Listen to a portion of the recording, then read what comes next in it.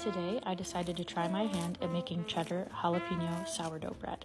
I started by adding 50 grams of jalapeno juice combined with 235 grams of lukewarm water, and then I added in 100 grams of my active sourdough starter that I had prepared the night before, and then I added to that about 410 grams of bread flour and 10 to 12 grams of sea salt. I mixed that all together until it was a shaggy dough, and then I cleaned my hook off. I like to put a glove on, but you could certainly just use your bare hands, and I combined my dough until it was nice and cohesive and there were no more dry bits left in the dough.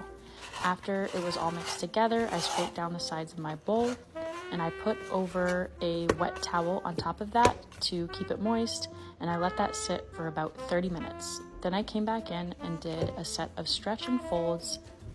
This just helps to strengthen the dough and make it a better consistency, a stronger consistency, so that it'll hold up when you bake it. Then I will put that back aside and I'll end up doing 2 more sets of stretch and folds. So that ends up being 3 sets of stretch and folds all together. And I usually stretch and fold the dough maybe about 4 times per session. So after your last set, you're just going to put a wet cloth over top of it and let that bulk ferment, which is basically just letting your dough sit at room temperature for between 8 and 12 hours, or until the dough just about doubles in size. You don't want it to go much beyond that, because if it's over fermented, it will collapse on itself. Then I just stretched out my dough into a kind of rectangle, and I added in jalapenos and cheddar cheese. I did shredded and some little cubed pieces as well that I just broke off. And then I just rolled that over on top of itself, and then I went ahead and smushed that out a little bit and added, of course, more cheddar cheese and more jalapenos on top of that. Then I did one final fold over, and I put a wet towel back on top of my dough and let that sit.